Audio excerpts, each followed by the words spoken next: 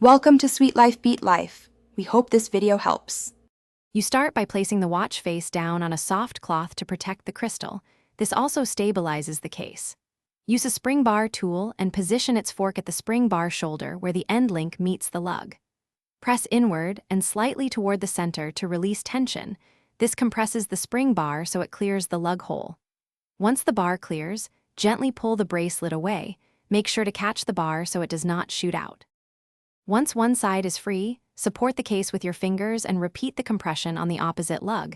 Steady pressure prevents sudden slips and scratching. For bracelets with screws, hold the screw head with the correct driver and unscrew slowly. Do not force it. If you must push out pins, use a pin pusher and a block so the pin exits straight. Keep all small parts organized in a tray. This prevents loss and speeds reassembly later. To finish, place the new strap spring bar into the strap end, then compress the bar and seat one shoulder into the lug hole. Once one side is seated, compress the other and ease it into place until it clicks. Make sure the strap sits flush and the clasp locks smoothly. If it doesn't, remove and reseat the bar to avoid damage. If a spring bar is stuck, use magnification and a narrower fork and remain patient. Forcing it risks scratching or bending the bar.